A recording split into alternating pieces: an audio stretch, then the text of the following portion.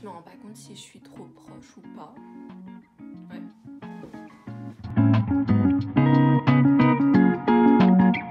Je sais pas vous, mais moi j'adore faire des cadeaux aux gens, c'est genre une de mes passions. Je prends vraiment énormément de temps à trouver des cadeaux. Genre franchement ça me rend heureuse de faire des cadeaux, j'ai l'impression que je suis une débile en disant ça. Je me suis rendu compte au cours de ma life que c'était pas du tout le même délire pour les gens. Souvent les gens ne savent pas quoi offrir à Noël, aux anniversaires, alors la Saint-Valentin n'en parlons même pas, et genre j'en passe et des meilleurs. Du coup en fait je me suis dit, et si je faisais une vidéo pour aider les gens et transmettre mon savoir sur faire des cadeaux. Le premier conseil que je peux vous donner, c'est d'analyser le type de personne à qui vous faites le cadeau. Restez à la fin de la vidéo parce que à la fin je vous donnerai moi mes tips en fonction des types de personnes à qui j'offre des cadeaux, et ça pourra vraiment vous aider peut-être. Typiquement, je vais vous donner des exemples. Est-ce que la personne est étudiante? Est-ce qu'elle a les moyens de s'offrir déjà des choses?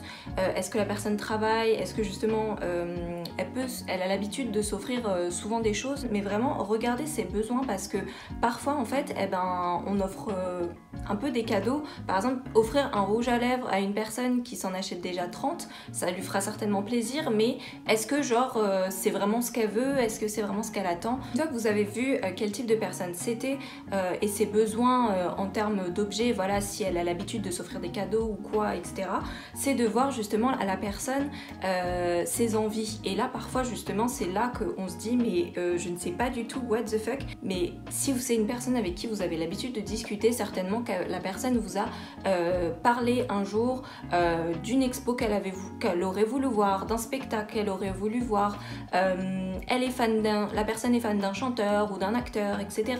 Moi personnellement, pour ce conseil, mais genre les gens me prennent pour une folle, mais je prends mon téléphone dans la partie notes, vous savez, et je fais une liste de tous les centres d'intérêt, toutes les choses dont je me souviens sur la personne.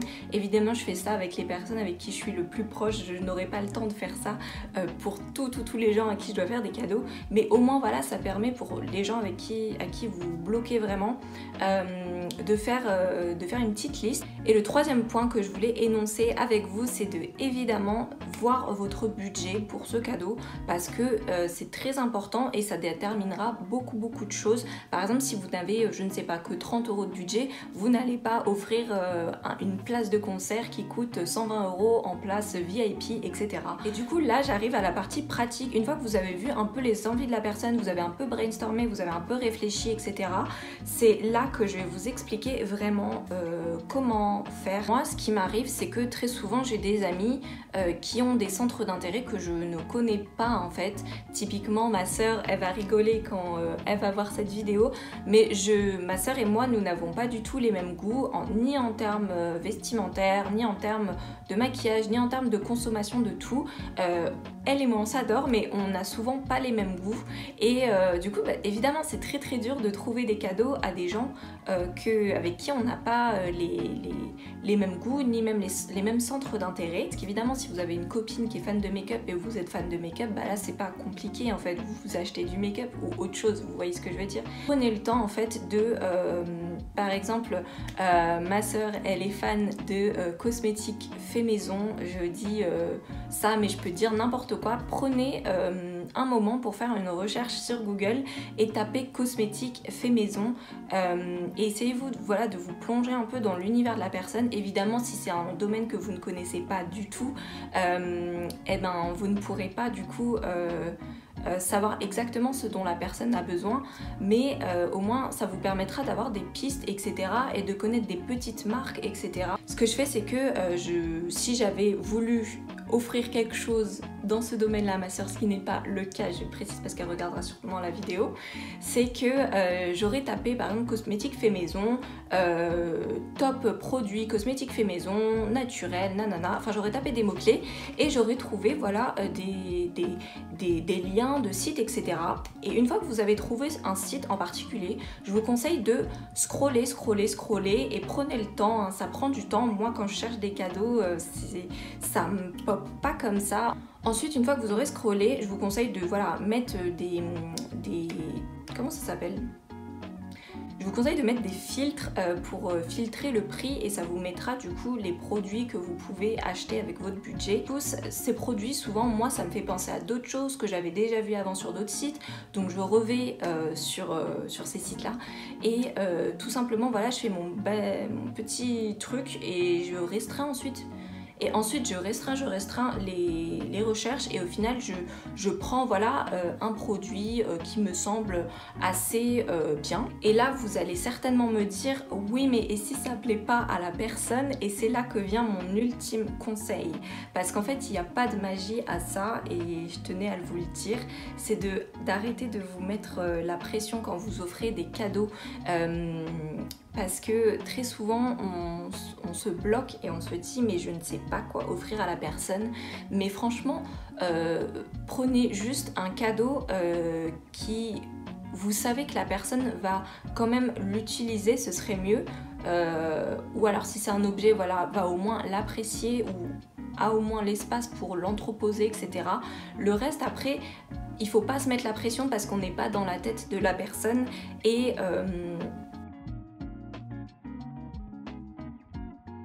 donc la dernière partie de cette vidéo, je voulais parler plus de cas pratiques de moi, qu'est-ce que j'offrirais à telle ou telle personne. Je vais commencer avec les gens pour qui c'est le plus compliqué d'offrir des cadeaux, c'est les membres de notre famille ou alors personnes qu'on ne connaît assez peu dans notre famille. Vous savez, des fois on a des familles assez grandes et on fête Noël où on doit offrir des cadeaux à des gens qu'on côtoie assez peu. Bah franchement je vous dis, ne faites pas trop dans non plus l'originalité trop parce que c'est compliqué en fait parfois de connaître les goûts en fait des gens quand on les côtoie très peu. Mais du coup je vous conseillerais d'offrir un petit truc, par exemple si c'est par exemple quelqu'un qui aime bien la déco ou qui a son appartement, offrir un petit élément décoratif et évidemment faites en sorte de vous renseigner là encore une fois afin que ça matche un peu à sa personnalité. Je fais une parenthèse par rapport aux cartes cadeaux, mais par exemple moi j'adore faire des cadeaux,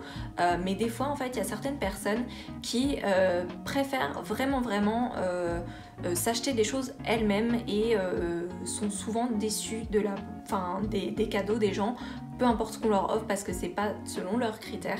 Donc je vous conseille tout simplement d'offrir des cartes cadeaux, il n'y a pas de mal à ça. Et franchement j'ai déjà offert plusieurs fois des cartes cadeaux à ma tante parce que je sais que elle, son truc c'est d'aller en boutique, toucher les textures, etc. et que moi je pourrais pas le faire à sa place. Donc petite parenthèse fermée, mais les cartes cadeaux c'est pas forcément un no way, ça dépend vraiment des attentes de la personne. Le but ici c'est de se focuser sur la personne et voir ses besoins tout simplement. Et par exemple si vous avez une tante ou alors une personne que vous aimez beaucoup, votre maman, votre grand-mère si elle aime bien ça, j'aime offrir des coffrets de produits de soins qui coûtent assez cher. Du coup c'est des gens que je porte dans mon cœur, donc ça me dérange pas de mettre un peu d'argent, mais voilà, offrir des coffrets de soins de qualité. Et également j'ai une autre idée souvent que je fais, c'est que j'offre des petits écrins de la marque Chanel. Alors là évidemment pas tout le monde n'a le budget pour ça et je comprendrai tout à fait, mais le but ici c'est pas franchement miser sur la marque mais plutôt miser sur l'expérience. Par exemple quand j'offre un petit écrin Chanel de blush, c'est un produit vraiment que la personne va être contente d'ouvrir, de garder, elle sait que c'est de la qualité, enfin normalement, et ça va lui faire plaisir en fait d'avoir ça parce que c'est quelque chose que tu t'offres pas forcément tout le temps.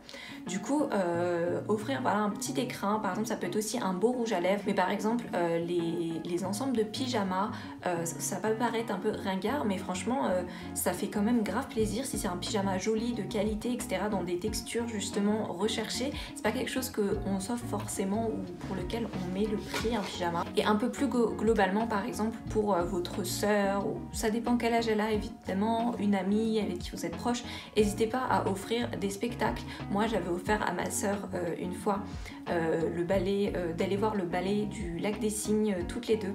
Et là j'arrive à une autre catégorie de personnes qui moi me posent toujours beaucoup de problèmes, c'est offrir des cadeaux à des hommes, que ce soit les hommes de ma famille ou alors à mes ex ou alors à mon copain. Par exemple moi j'ai pas les moyens d'offrir la PS5, on est d'accord, d'ailleurs elle vient de sortir là.